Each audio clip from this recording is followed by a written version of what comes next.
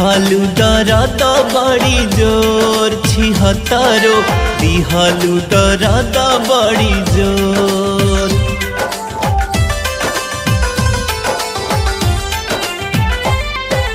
दिहलु दर्द बड़ी जोर 76 दिहलु दर्द बड़ी जोर।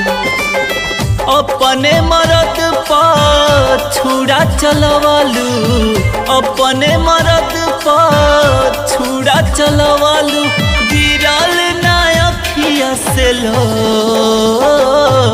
दिहलु दर्द बड़ी जोर 76 दिहलु दर्द बड़ी जोर।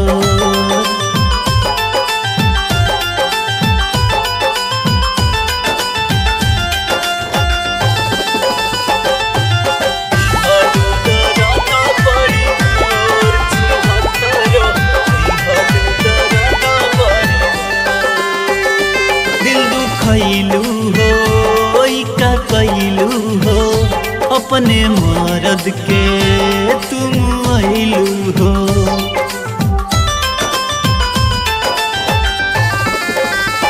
दिल दुखैलू हो का कैलू हो अपने मरद के तुम ऐलू हो। दांत से अंगूरी काटे लोगावा दांत से अंगूरी काटे लोगावा काट देलू जिंदगी के डोर। भइलू कैसे कठोर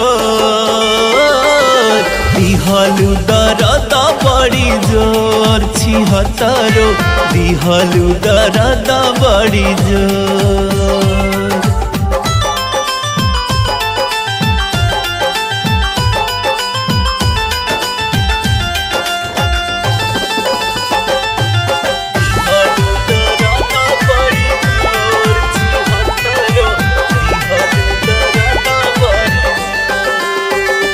जखम गहरा हो न रहे पहरा हो तू तमारी के गैलू बहरा हो।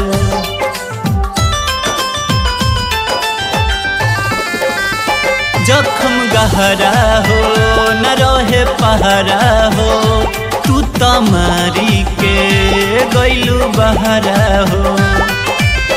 अविनाश यादव कहले कहानी अविनाश यादव कहले कहानी लोगावा के झरता लो।